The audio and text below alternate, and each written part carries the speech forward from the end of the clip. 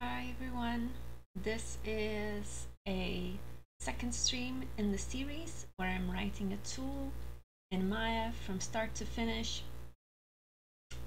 Last time we started on the main functionality of the tool, and this time I'm going to write, I'm going to finish some things related to functionality, and then I'm going to write a UI for it.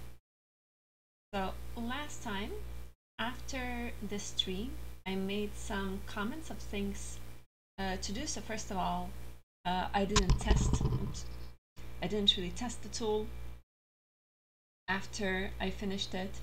And then another thing is that I want to make it work. I forgot to make it work for multiple, excuse me, for multiple animation curves. So just to remind you of the tool and what it does, here we have our sphere, and we have an animation of it just scaling up and down here. And the reason for this tool is that it's difficult to scale keyframes starting from a specific specific pivot point. So this tool will allow to scale keyframes based on either the first frame or the last frame. So let's select all the keyframes and run our code to make sure it works.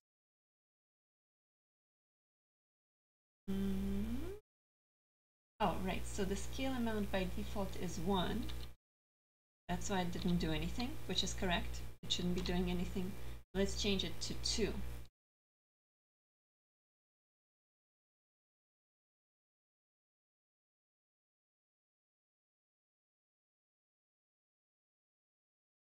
Okay, nice, so it scaled everything.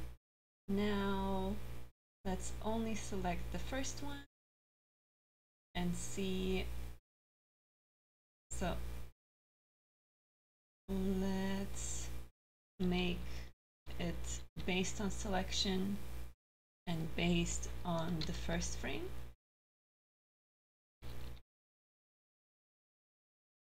This will probably be the most common one. Okay, this worked. Now let's try with the same selection, let's try scaling everything, and let's pick something like 1.5 so it doesn't scale too much. So let's make our selected frames false. Okay, so that worked. It scaled everything up.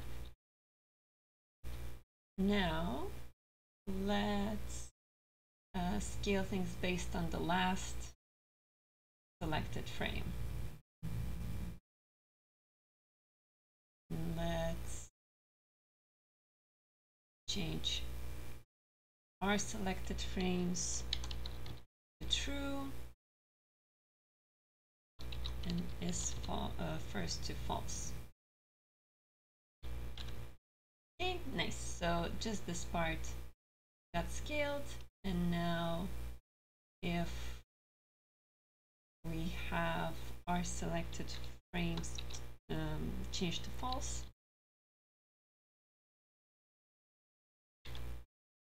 then all of them get selected. Okay. So that way I ensure that everything is working. I can remove my to-do for testing and make work for multiple anim curves. So right now we're getting one specific animation curve, but we could have animation on multiple curves. So let's move these frames up a bit so that they're different. And let's select all of these keyframes. And what we want to achieve is we want the scaling to happen from the first of each selected. So if, say, these are the selected vertices, the selected keyframes of this top curve, scale Y, and these are selected frames of scale X, the scaling should happen based on the pivot points of each of the curve.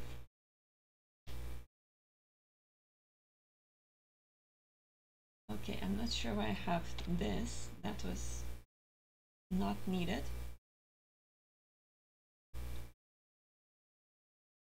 So let's first run this command and see if it outputs a list.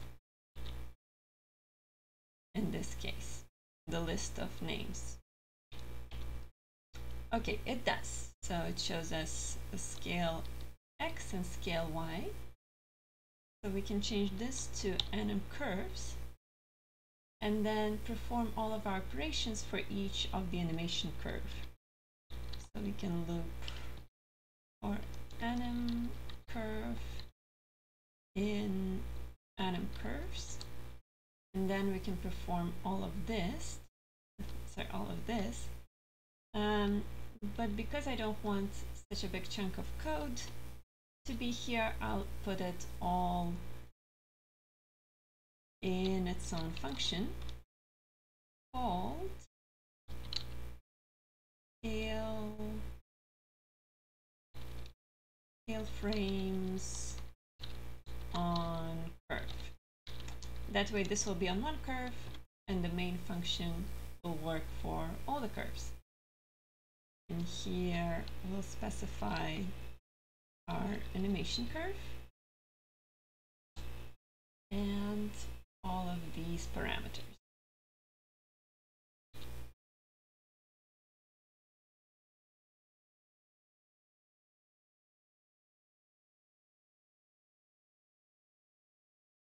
And now I will just copy all of this and paste it here. And I can now place this function over here. And then anim curve will be the first parameter, and the rest of these will be the rest of them. This first, our selected frames, and scale amount. There we go. Now here I want to make sure we're taking all times from this anim curve, but these selected frame times we're not taking from a specific anim curve. So when we're not getting the time change in time value from a specific anim curve, if we don't specify it, then it will give us the list of all selected times and values. So we need to change that. Okay, and the rest looks fine to me.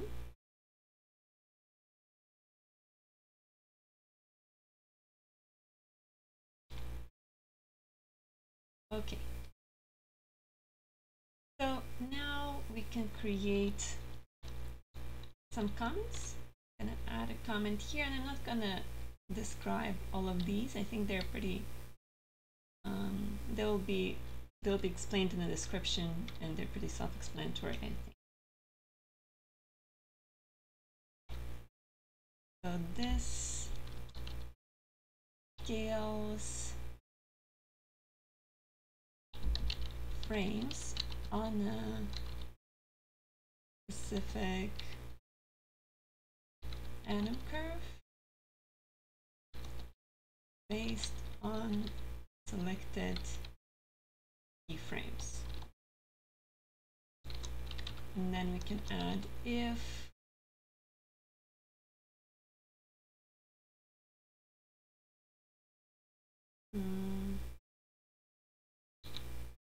our selected frames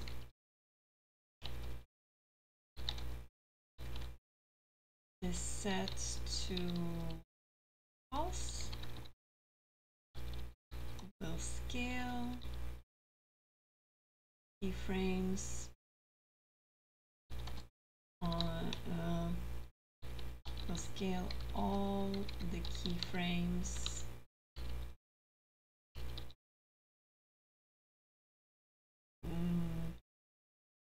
after or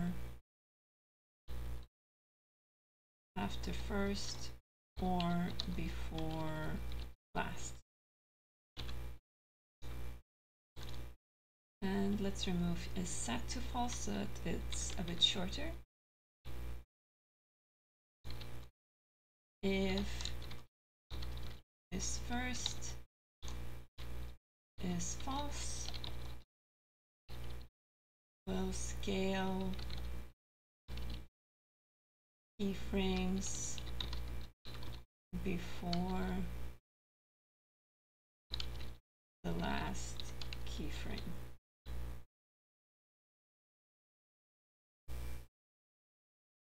Maybe let's say is first determines whether keyframes are scaled after the first or before last.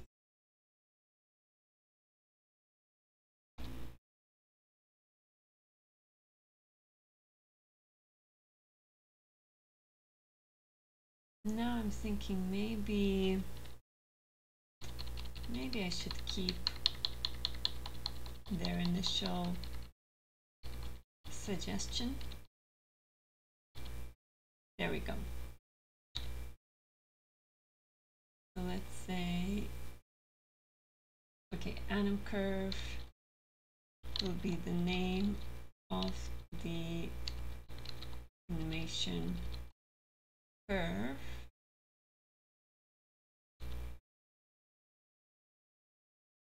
Where selected keys are placed is first,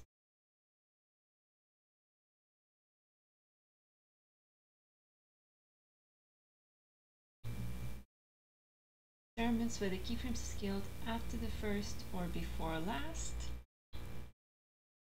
Are selected frames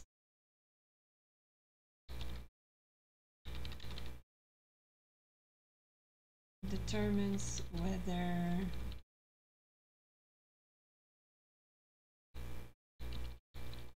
to scale all keyframes or only selected ones. And then scale amount is how much to scale by.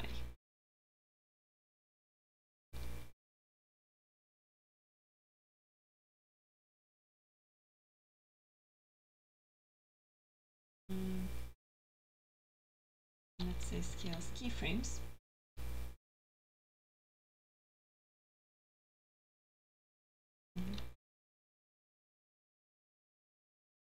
Based on selected ones.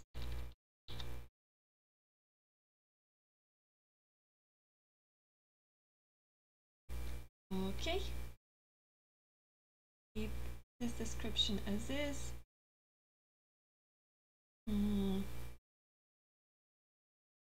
And here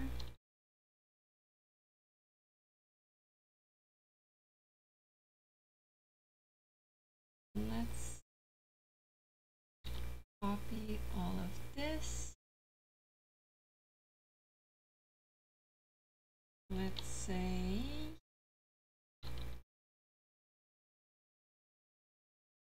scales all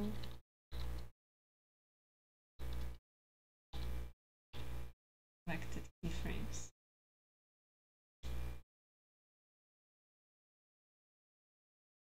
Okay, now let's test that it works on multiple curves.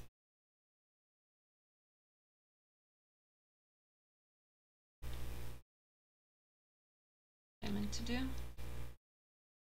Just want to delete this line. Okay, so if this is correct, let's make our selected frames true, although here it shouldn't matter. Let's make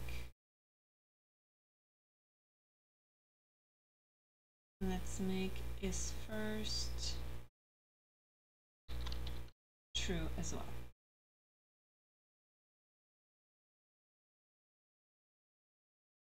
Okay, so in this case, these frames should scale pivoting from this point, and these frames should scale pivoting from this point. Let's see if it happens as designed.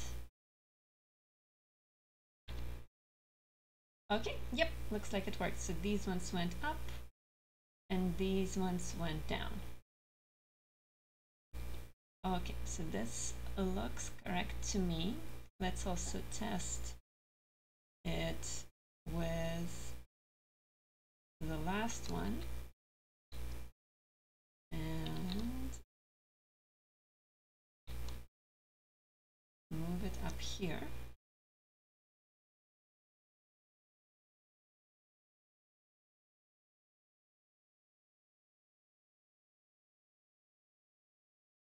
Now let's change this first to false.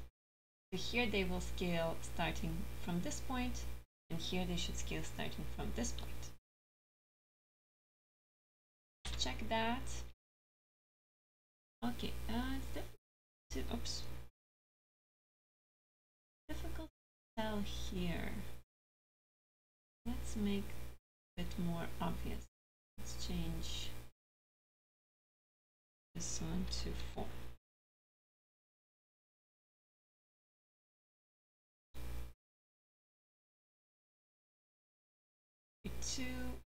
Oh, what happened here? Create 2 of them, and let's set our selected frames to false.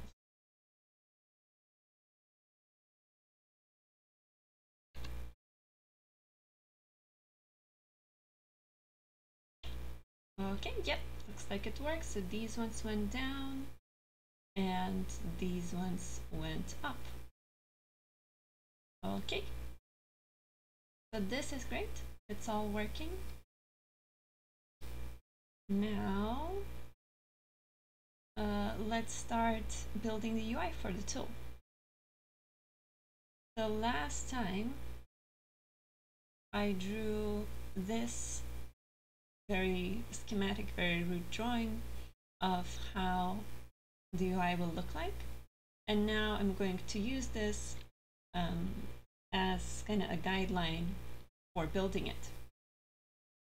So when writing a UI in Maya, I like to use Qt, and in Python you use it through PySide.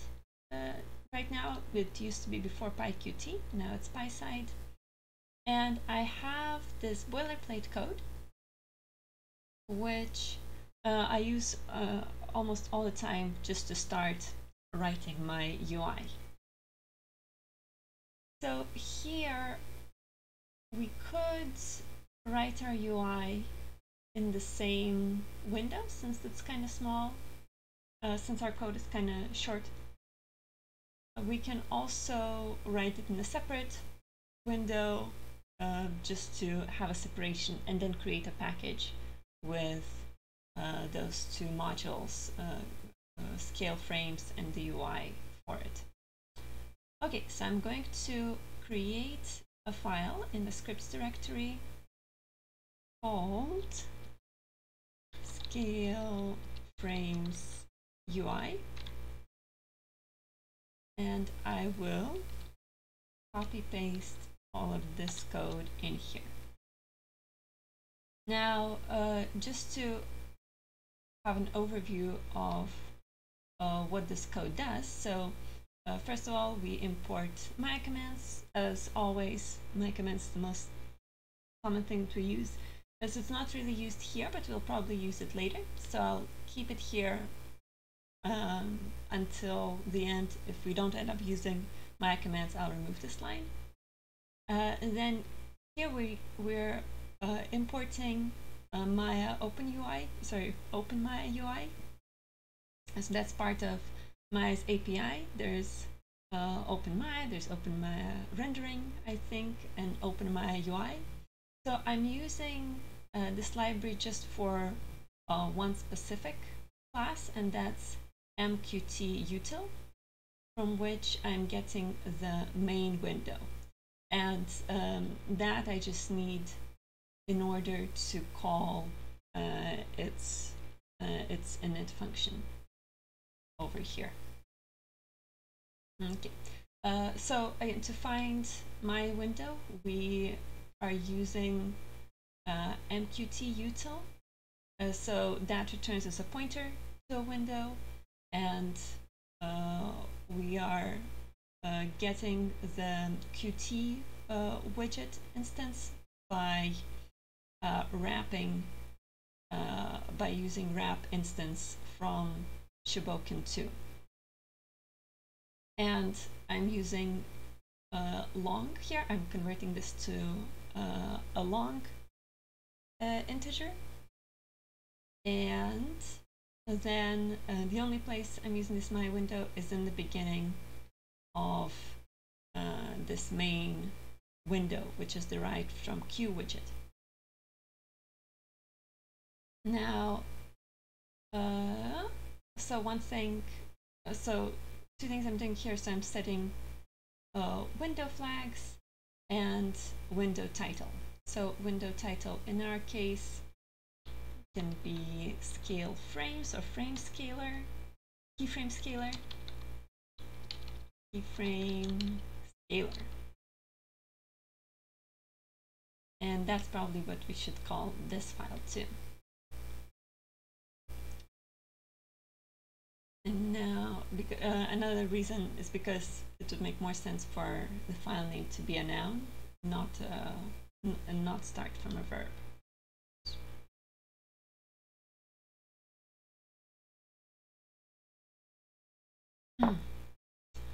Okay, so this code in itself doesn't really do anything if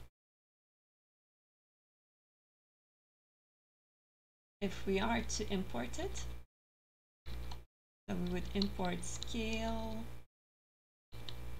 frames UI and reload scale frames UI.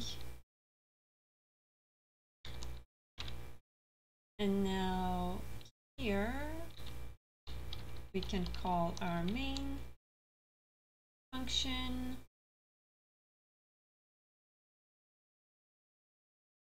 And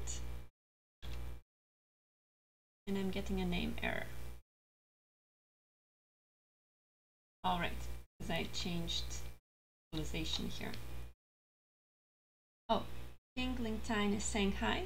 Hello. Okay, so now this code should work. And the only thing it does is it opens up a window. So that's all this code is for. And this show function here is showing us the window. So the reason why we can use show and set window title and all of that, because we're deriving from QWidget. Okay, so now we want to add different widgets to our window. And if we look at our image here, the first widget we have is a checkbox. Then, oops, sorry, that's the wrong image. Okay, this one. The first widget we have is a checkbox. And then we have some text. And next we have some icons, another, so a box to enter some values here, and then a button underneath. So looking at all that helps us understand what kind of layout will this window have. So the way Qt works is we have to provide it a certain layout in order to then add widgets to the layout. Okay, and so for all Qt commands, we can check their documentation.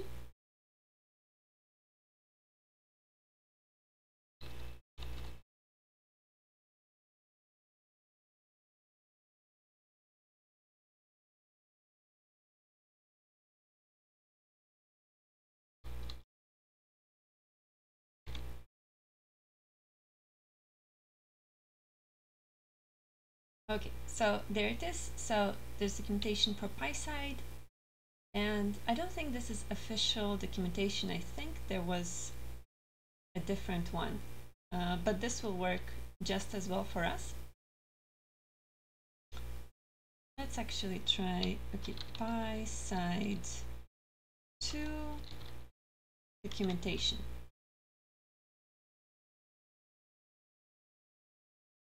There we go. This looks more like the official one.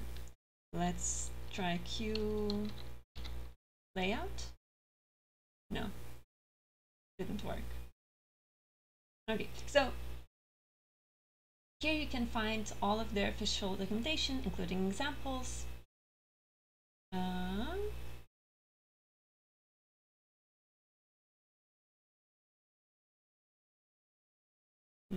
yes, okay. So here are, so Q layout belongs to, I think, Qt core.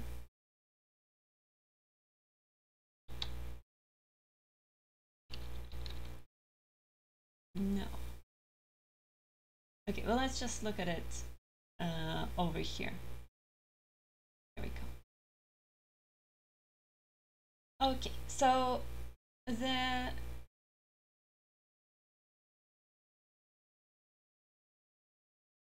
Q layout is a parent class for a lot of other for a lot of other potential layouts. So there's QV box layout, QH box layout, and Q grid layout. So those are the most commonly used. And so Q box layout is used for things that are kind of stacked on top one the other. QH layout, Q horizontal, which stands for Q horizontal box layout, is used for items that are right next to each other. And Q grid layout is for layers that can be assembled in a grid. So in this case, this layout can be, so if we think about it, it can be assembled as a vertical box. So that would be like there's this one item here, then an item here, then this one here, and this one here. So that's a possible organization. We can also assemble it as a grid. So if we assemble it as a grid, then we will think of it like so.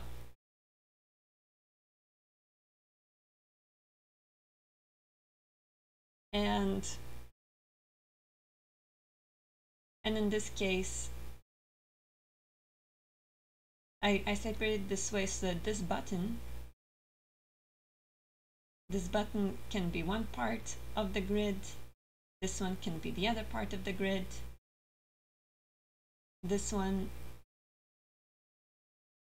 is a third part of the grid, and then this part, this message, will take all these 3 or 4 grid columns, and this one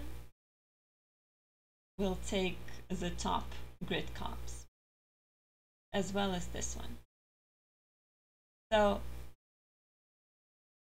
by the amount of things in there and how much space they take, we would probably have 4 columns here. So one would be 1, 2, 3, 4, or rather, undo here. Let's erase them. Or rather, 0, 1, 2, 3, and then the rows would be 0, 1, 2, 3. So based on these rows and columns, we can say which item will be in which will be positioned where on our grid. So let's look at Q grid layout, and you can see it has this function, add widget. So when we talk about Qt, everything we see basically in the window are widgets, and the window itself is a widget as well. And we can add those widgets to a layout. So one thing that is different in the grid layout is that when we're adding a widget, we can specify a row, a column, a row span, and a column span. So in this case, let's say we're adding this checkbox. So I actually don't remember. I think checkbox has a text in it as well. So our checkbox will take up row 0, and then it will take up four columns. So its row will be 0, its column will also be 0, it starts at 0, but then the row span will be 1, but the column span will be 4. And the same thing we'll have to do for each of these parts. If we're just doing QV box layout, we don't have to deal with that. We would just have to specify the items, but then we would have to do something special for this line where we have 3 items positioned together.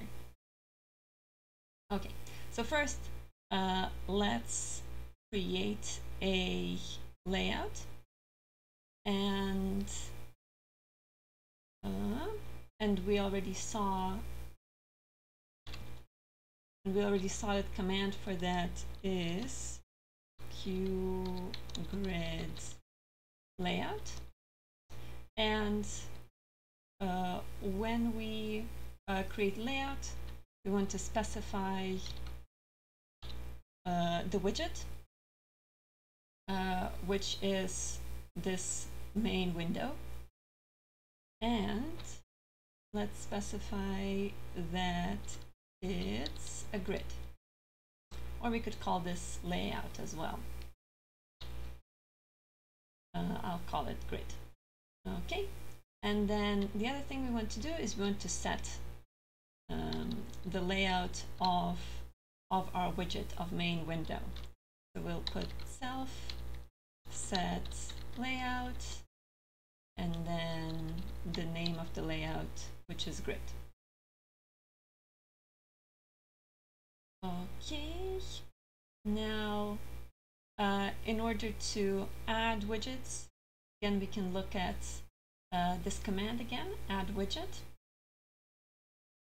So we can use that, and we're adding widgets to the grid. So we'll use grid, add widget, and then all of these parameters. But at the moment, we don't have anything to add to this grid.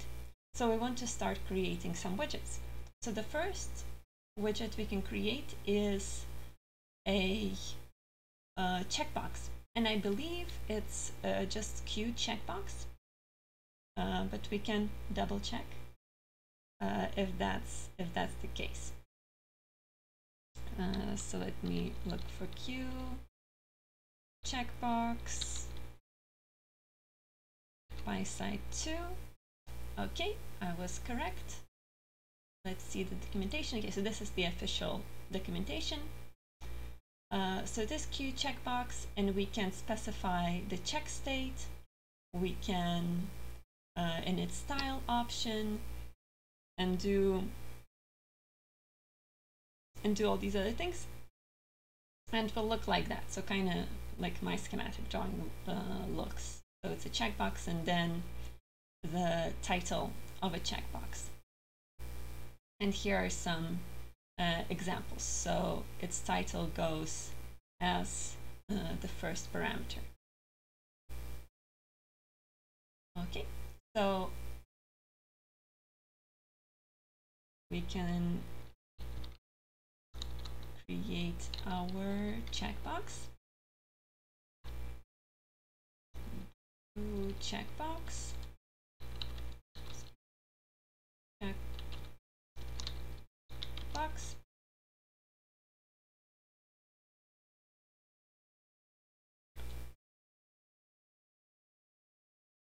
And then let's add it after we set the layout. I don't think it matters, but let's do it this way anyway. Okay, and then we want to add our checkbox to our grid. So we can specify the row number 0, the column number 0, then the row span will be 1, and the column span will be 4.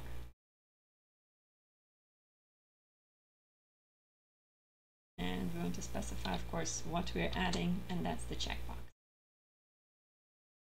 Then this here is just text. So we can, so for text, the widget is called Q label. And here we can specify the label that we're adding. Here I forgot to specify the label for the checkbox, which is scale selected only. And here for the label, we had a note: if off, will scale the whole curve after or before the first or the last selected keyframe. Okay, it's such a long label that I had to go over the line limit. Okay, let's call it explanation of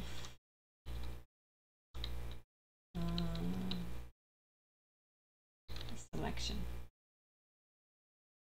A bit lengthy name, but better be too descriptive than not descriptive enough.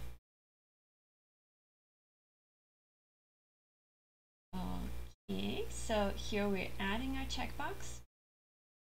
Next thing we can do is add our explanation of selection. That's row 1, column 1, and the span will be the same because it takes up just one span on the rows and 4 on the columns. Now the next thing, we want to add these 3 items. So these 2 will be buttons and just Q push buttons. So the name of the class is Q push button, I believe. let's double check.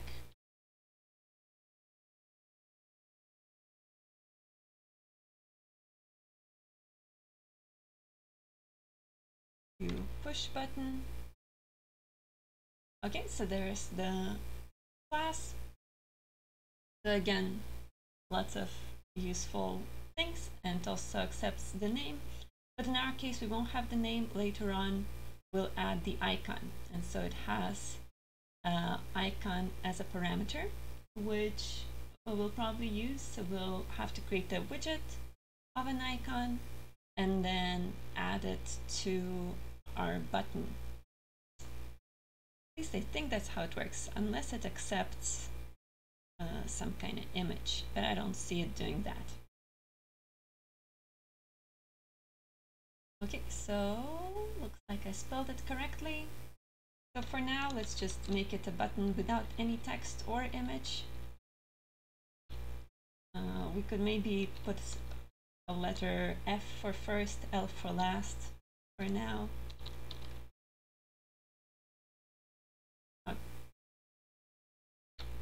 So let's call it first frame button. And then we can have a last frame button.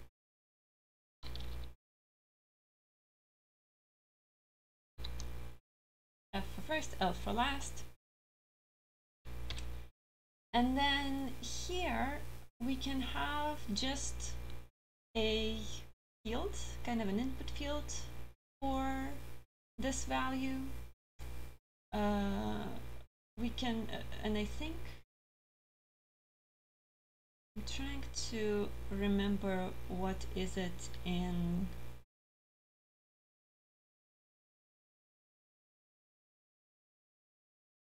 what is it in Qt.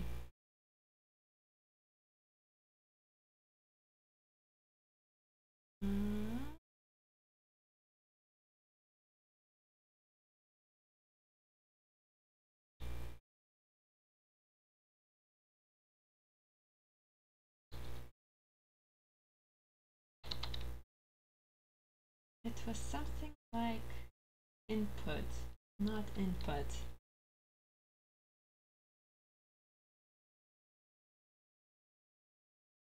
Let me check. I'm looking through some of my old code to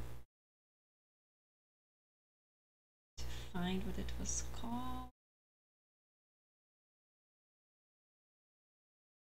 I think it's better to just look for it online. Qt input dialog. Oh, there's actually input dialog, but that's not what we want. Line edit. Yeah, so that's the one. There's line edit, which allows us to type things in, which we could use, but there's also a spin box. I think it's Q spin box, and that allows us to both insert values and to change them by clicking arrows. So let's put by side 2.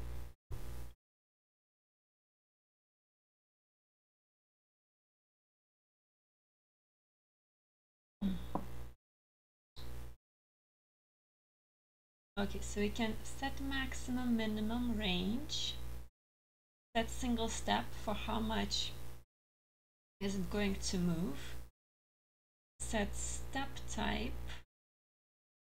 That can be useful because we want to make sure, well, first I want to make sure it accepts floats, not just integers. And when we move up and down with arrows, probably a good idea to move by, say, 0.1 and not by 1, which I think is the default.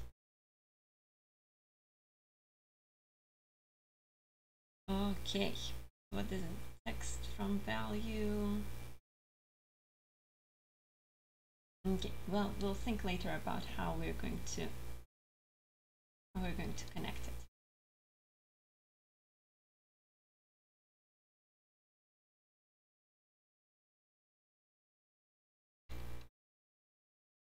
Okay, so first frame button, last frame button, and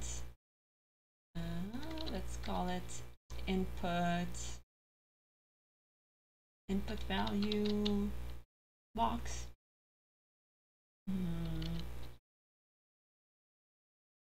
Input value field, and it's going to be our Q bin box.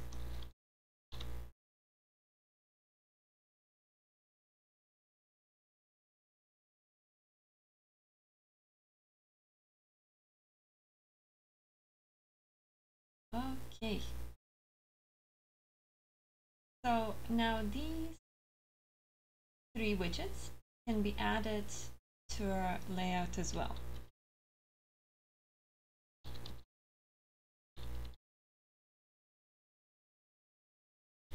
So we can add the first frame button first, and we'll add it to our row 2, column 0, and row span is going to be 1, and column span is also going to be 1. And then we can add our input value field, which is going to be also at the same row, but then the column is going to be 1, and separate these a bit. Column is going to be 1, row span is going to be 1, and column span is going to be 2 because it's a bit wider. And all of these we're going to change once we see the actual UI. This is just an approximation. Now we can add our last frame button, and it's going to have the same row. Column is going to be, oh yeah, here column is going to be 0. Here, no wait, input value field column, yes, so it's 1. So now here 1 plus 2 will be 3. So the column here is going to be 3, it starts from here. The row span is going to be 1, and the column span is also going to be 1. Okay, and then the last one is the button for scale. So we can again create Q push button. Let's put scale as the label of the button.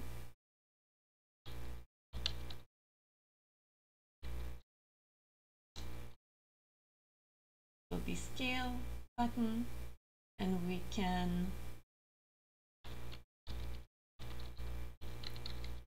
again add this button to our widget. So it'll be scale button, and it's going to start from row 3, column 3, oh no, sorry, column 0, and it's going to span for 1 row and 4 columns. Okay, so let's now take a look at what our UI is going to look like. Okay, so this, okay, so now this button looks way larger than this one, and it's because our text takes up a lot of space. Also, forgot the closed parenthesis here.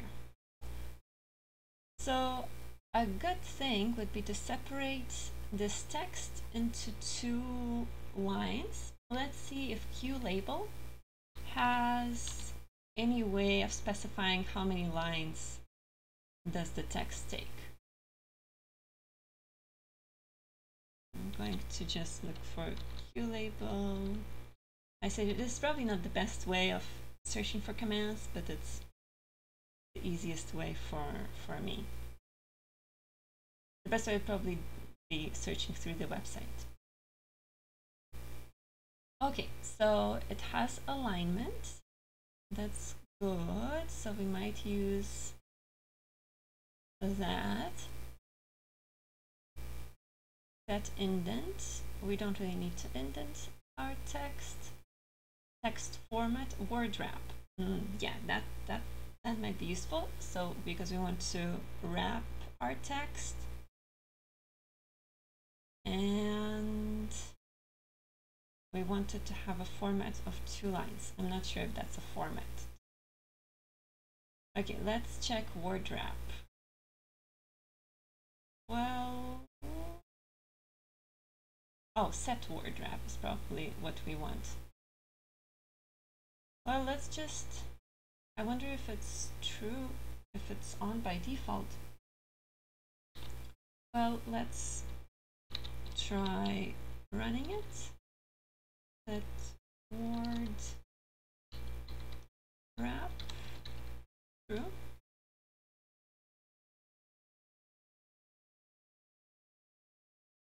Let's see what this does. Oh, nice. Yeah, so it did wrap, but it didn't quite wrap the way I wanted it to. Okay, so this is better. I wonder why it takes up this space. Oh, look at that. I put 1 instead of 0 for where it starts. Oh, sorry, for where it starts in the column. So let's now change that up. Okay, nice. So this is way more like what we were going for, and I'm actually fine with how it changes the layout by default. Okay, so now here you can see by default these values are being changed by 1. Also, it doesn't go into negative. Will we ever want to scale negatively? I think so. Let's try animation editor, graph editor, and let's try scaling these by -1.5.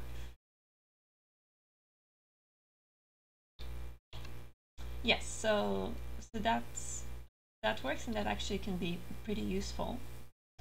So we need to make sure that our spin box accepts negative values. Let's see. Okay, so by default it doesn't accept floats. So let's make sure it accepts negative values, accepts floats, and I think we can change how much are we changing the value by. Okay, so let's look into our documentation again.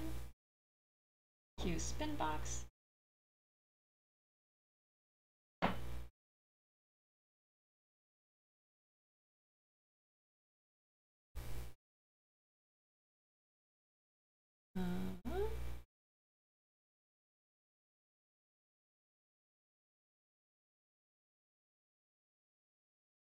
So we have display integer base. Let's see. Well, actually, let's look at examples. Maybe they're changing it somewhere here. No, it doesn't look like it.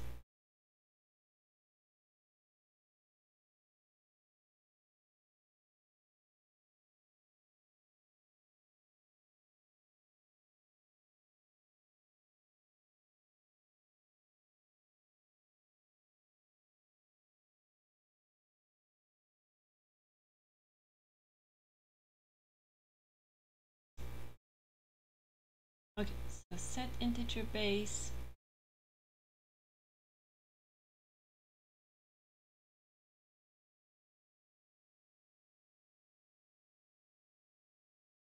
Oh, display integer base, set integer base.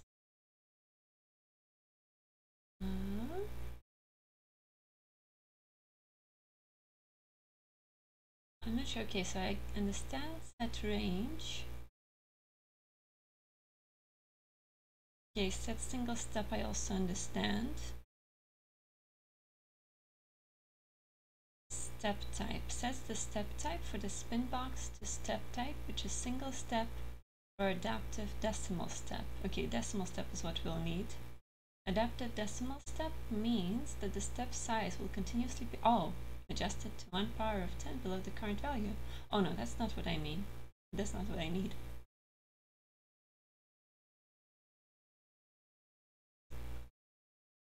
Okay, set value.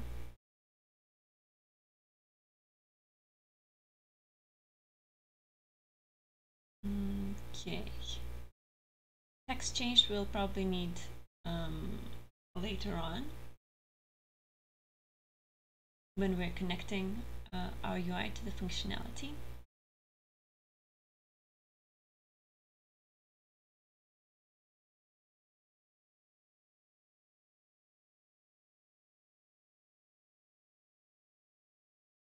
Okay, but I don't see how to change it to float. Well, let's first use our set single step in order to specify the value. Oh, but it only accepts integers.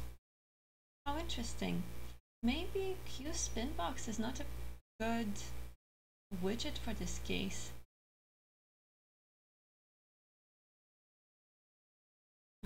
Let's see.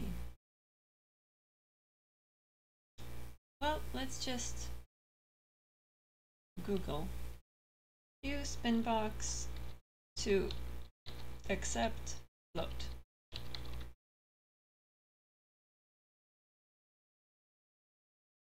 Okay. People are asking the same thing here.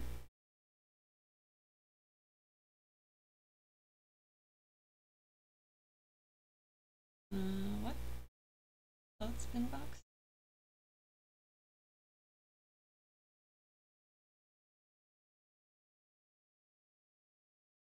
Is the product what? Oh. Oh, so maybe it doesn't actually exist. Wait, floating point values. Oh, Q double spin box. Let's see.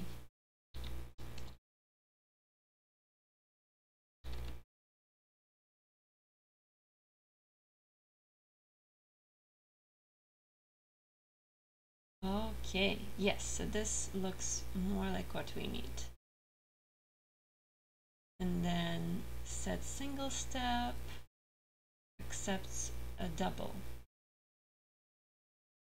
Oh, right. Yes, so let's do that.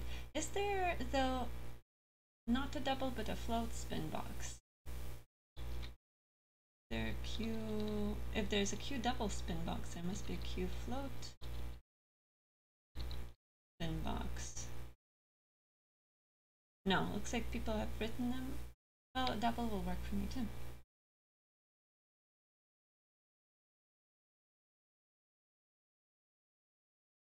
Okay. There it is. Q double spin box.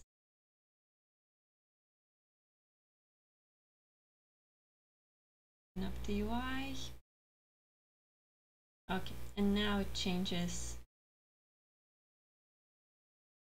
And we can change it based on we can set the decimal number here. I think changing it by 1 might be too much, so let's see here. Let's change the step to be something smaller. That's single step. There we go. It accepts value.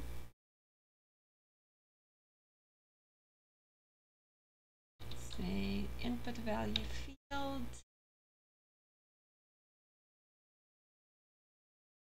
No, set single step, and let's set it to 0.1.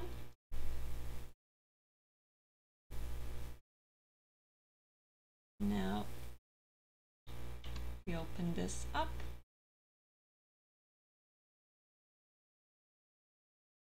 Nice, so this just moves up by 0.1. But I also want negative numbers.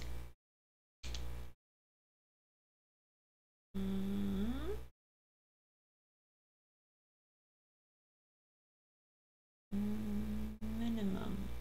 Can I set minimum to like negative infinity?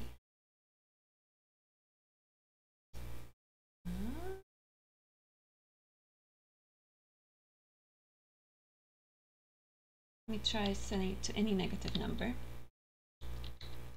Set minimum a negative 10. This work? Yes, it does. Okay, so negative values are possible. So one thing we can do, which doesn't feel like a very good solution. So Python has a concept of like the lowest possible number and the maximum possible number. I don't quite remember how to get it, but it is possible. But then I feel like they should have something in the command that can allow negative numbers in a more simple way.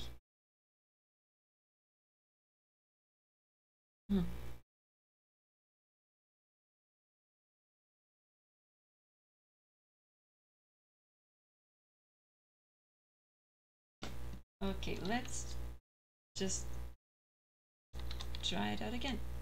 Q double spin box, or Q spin box, doesn't matter. Oops. Negative values.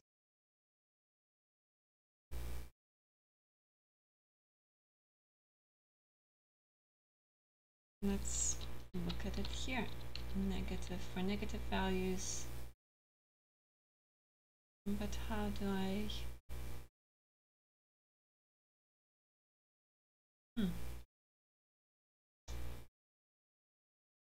let's see. So here people are asking about negative numbers.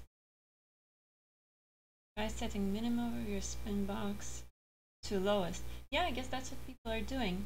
So now we need to find what is Python lowest number. No. I want to find like the infinitely small number.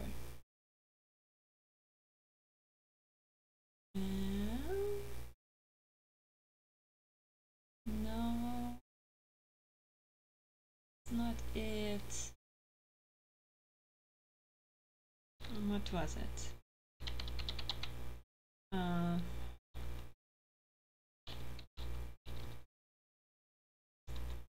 Infinity.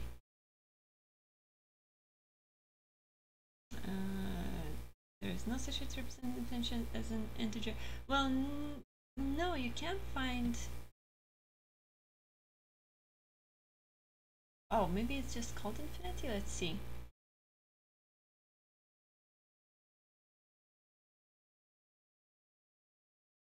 Just float inf? Really? Let's try it.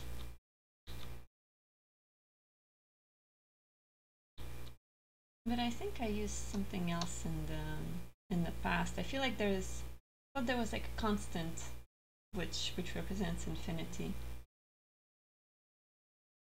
Let's try this.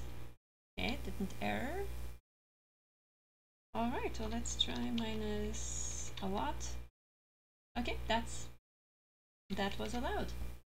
Alright, then let's keep this as it is. Okay, so with that, we have our UI. So we have a checkbox here. We have these two buttons, first and last. What we could also do is something like this, maybe. Have an arrow instead of just labels. There you go. I think maybe this is better, though then it feels like we're doing something with this number. Okay, for now let's just change it to letters, and later on we can add an image or two images there. All right, I think let's call it a night for tonight. Thank you everyone watching. I enjoyed writing this tool, and then over the next stream I'm going to connect together the UI and the functionality, and also add the two images. In between streams I can try draw images, and so then we'll be able to place them in there. Okay, thank you for watching.